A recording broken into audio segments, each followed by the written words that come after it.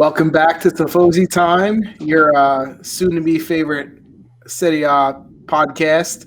I'm Frank, joined by Dan, Chris, and Pietro. We discuss everything Calcio, mostly Juventus. So if you're a Juventus fan, join in the conversation. Hear us bash them most of the time. But we'll also cover transfers, the other big teams in Italy, and pretty much anything else that comes to mind. So say hello, fellas. Yeah, we got two games for Juventus this week.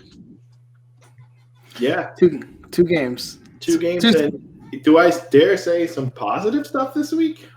Oh, you jinxed it. It's over. I predict 3-game losing streak now.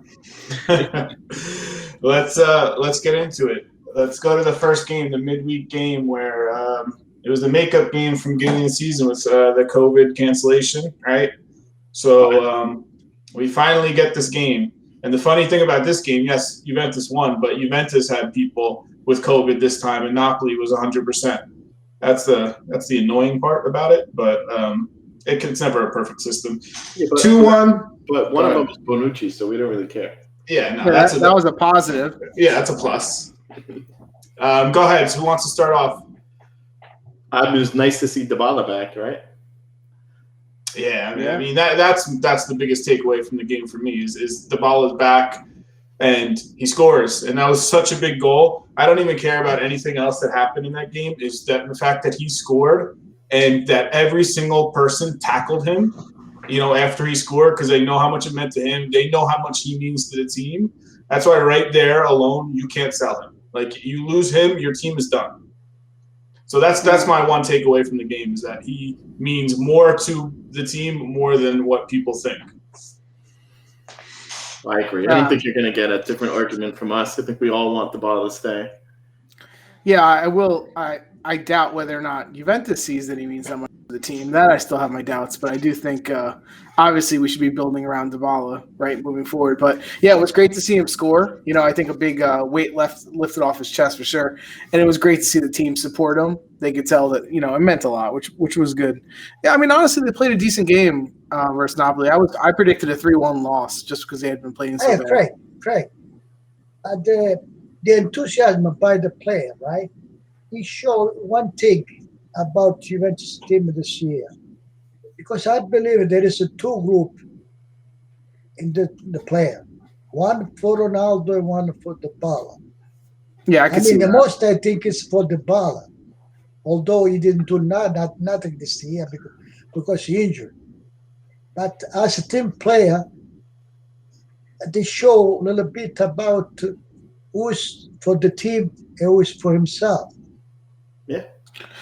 Yeah. I mean, it takes you watching one game to know the difference in the game, how they play, right? I mean, listen, if you pass the ball to Ronaldo anywhere within 20 yards of the goal, he's shooting, right? He's not passing the ball back to you. He's where Dybala will be a little bit more altruistic and play for the team. So I think there probably is an element of that. I think it's also the people that have been on the bench with him, right? The group, if you think about it, even when they got in trouble and they went to the party, it was like Arthur, Dybala, McKinney, right? So I wonder if there's a little bit of that too. The people that get to play versus the people that don't play, right? Although they say on the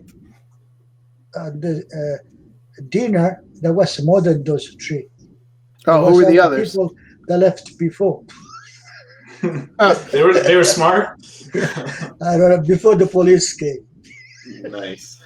Yeah. So it's good that you like Frank said, like, obviously Dybala is more fun to play with than Ronaldo. Like, you're gonna get the ball back, he's gonna involve you more. Ronaldo is more of one man show kind of thing. So yeah, I mean, if there is a division there, I can see why people would pick Dybala over Ronaldo. Plus, because Juventus has to think about next year too. Yeah. About the transfer. It's important. Yeah, but that's Ronaldo's control. They have nothing to do with that. He wants to leave. He's going. That's what all. Are you talking about? Ronaldo. No, if you don't want to give Ronaldo, if they don't have someone to buy, they're going to get rid of the ball. Yeah. Because they have to make money. I know. We don't want that to happen. And that's what they should not do. Well, that's what I've been talking about for a year and a half, 2 years now, right? And I've been calling him out on that. And who was the one? Which one of you guys sent me the article that said Juventus needs to make $100 million, players on the potential sale list, and McKinney was even listed there. Now we know it's all newspaper rumors, right? They don't know crap, but that's exactly what's happened in Juventus the last 2 or 3 years. It's to raise any type of funds. They end up selling anyone who's younger, who makes a decent pay, who's got any type of upside, because the teams don't want your overpaid old guys. And what happens is, let's say you sell McKinney in that or Dybala, you still have to replace them. Yeah. So unless you're going to flip Dybala into 6 young kids, how does it help you? It's not. How does it help you to have 6 young kids in Ronaldo? It doesn't make any sense. No, I totally agree. And if you had to make betting odds right now on who stays and who goes, Ronaldo's staying, Dybala's leaving. Yeah. But that's a mistake, because you see, in order for you to keep Ronaldo, you have to build a team, that could play for him. Yeah. A good championship. And you don't have money for that. Mm-hmm. I read an article, I don't know if it's true or not, today, that Ronaldo wants to Joao Pinto for, Portugal, the guy from Joao Felix. Yeah, Joao Felix. Yeah. He has to understand this is another position. I want this, I want that. Yeah. Juventus and I, they don't have money for in that. a situation that they could buy this. No, they might switch with Dybala. Yeah, but think about it. I was just about to say that. So Pon jumped in and said they should not be getting rid of Dybala, right? So what you just said, I think, is the point. By Ronaldo saying, I want Joao Felix, he's basically saying, get rid of Dybala and bring you the guy I want, right? So a reason, for those who don't know, a reason someone they think about getting Dybala, he's on the last year of his contract next year. They've talked contract extensions, and they've refused to give him the money that he wants. So that's why there's this whole to do about if he's staying or not, because he's not locked up. You can't lose him for nothing. So that's where that comes from. So go ahead, Frank. Sorry, I just wanted to say. Also, I understand that for Ronaldo, they want a team that can afford him, and they want 30 million for Ronaldo, which is difficult. Listen, so here's the thing. Already to save on the salary, I think it's already one thing. Well, he gets $500,000 a week. It's insane. He makes 30 million a year? Yeah. 35? Yeah, something ridiculous. So the point net. Yeah. The point that was made 54 million with the tax. The point that was made earlier, right, is if you keep Ronaldo, you have to try to make a team that can win the Champions League, right? So you have to surround him with better players, not worse, right? So if you're gonna sell Dybala, sell McKinney, right, sell a couple of good guys, and end up with Ronaldo, how is your team better? What do you do? Well, that's what I'm saying. What do you do? Who you play with? What do you do? So Ronaldo's going to make it. He's going to do 25 goals with the remainder of the people. It doesn't matter. Even if he does 30 goals, he did 35 last year. He didn't win anything. Yeah, so that's why it doesn't make sense. They're in a bad position. They've been managed poorly, and we've been saying that the only for thing a few they have years. to do to sell him. Yeah, that's the best way out of it is selling Ronaldo, but that's not going to happen unless he says yes, sell me. No, it's going to happen because Manchester United, PSG, they want it. Yeah, but it's a matter if you get it to 30 million or 25. Just give him one. Anyway, give it to him. Yeah. Anyway, let's talk. The only reason why I mentioned it is Dybala, because he's had such a rough season, and just the fact that everyone loved him so much, on that play, and you can see it as a team. But let's go back to. They have to ask also themselves how many free kicks he scored. Yeah, one. Dybala, how many he does if he play? I don't even think he gets one attempt a year anymore. So we're getting some Inter comments. There's some Inter love coming in. How come we're back at this format, by the way? Because he's got the graphic there. Oh, yeah. So let's talk about the actual game. What did you see? Another thing that I saw in the game was Danilo is so much better on defense than when they put him in midfield.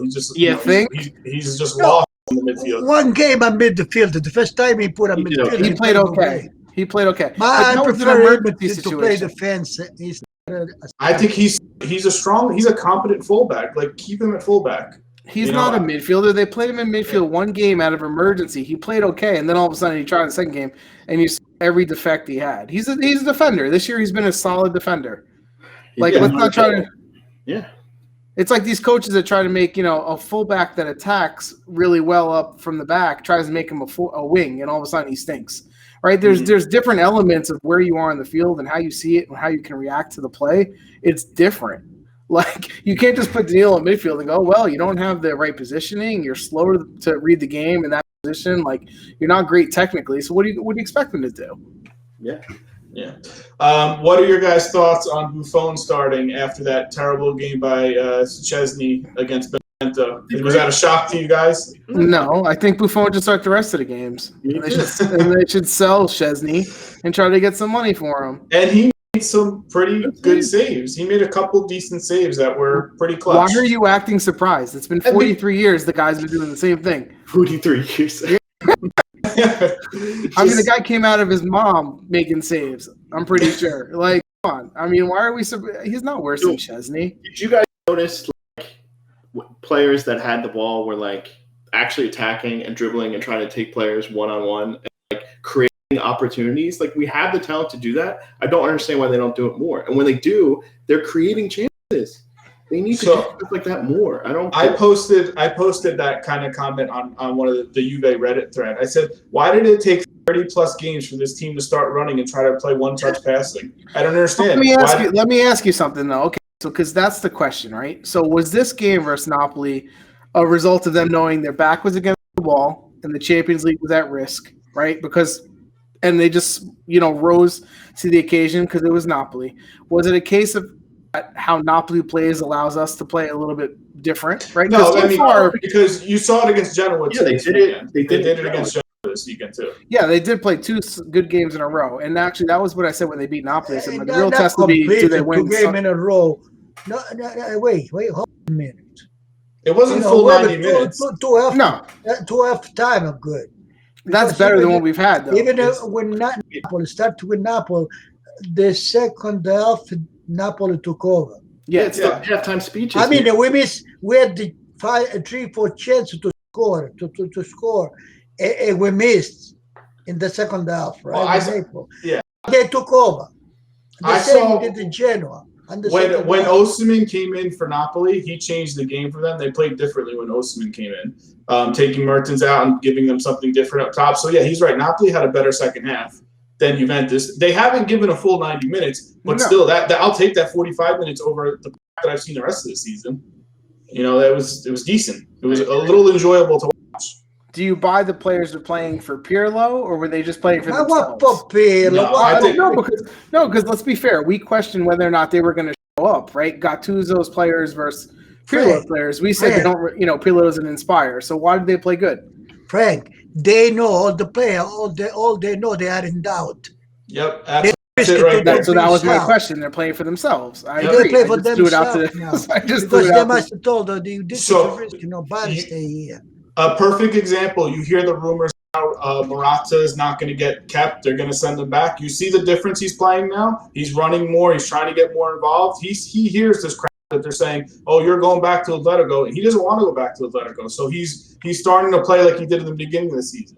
They hear their names, and then they start trying. Well, but the way they talk, they already say who has to go and who has to stay. You've been so what do you think? People don't read?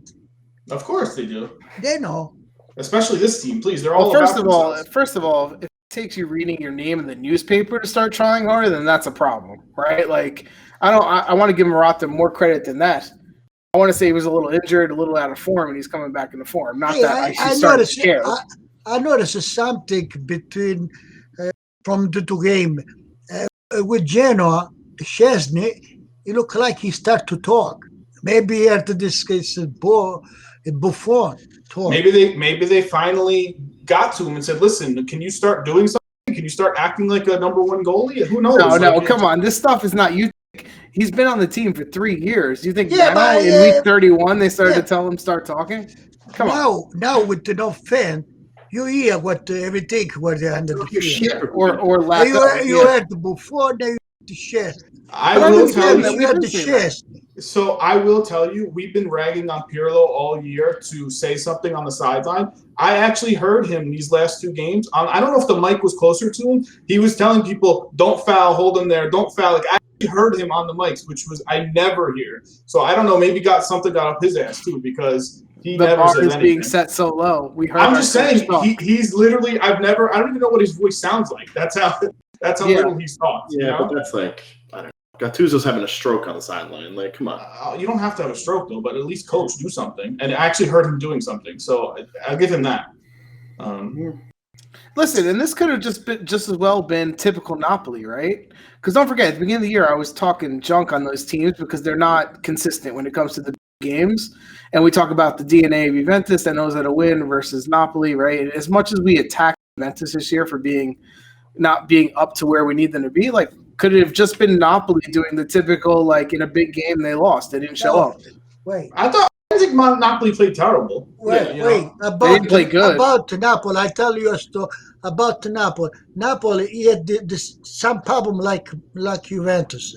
That's he injured. They had tons of injuries. Plus, Napoli Gattuso to play with the president that told him to go. He should go last year, and the players still play good for him. Yeah. Okay. In that situation, it's a difficult team that play good. I give Napoli credit. I thought because they had a great game. let me tell you, when the player know the coach next year not going to be him, Makes a difference. oh, maybe they the people they play against him. Some people they play against him. Yeah, but we don't doubt that the players we've been saying that Gattuso's players like him. That's not the point, right? Like we know that his players like him. We don't think he lost the team. Yeah, but playing the situation that the player know already, Gattuso not going to be their coach next year. Yeah, but those players might still be there. They want to play in the Champions League. Yeah, but some people, fact, there's some player they might think to go away. Yeah, and the fact that they're still giving their all for him, knowing that he's not going to be there, I think it says a lot about their team. And like he said, they've gone through hell, Napoli, with injuries and everything like that. Like for them to be so close to Champions League, I give them a lot of credit. I think they had a really good season. Yeah.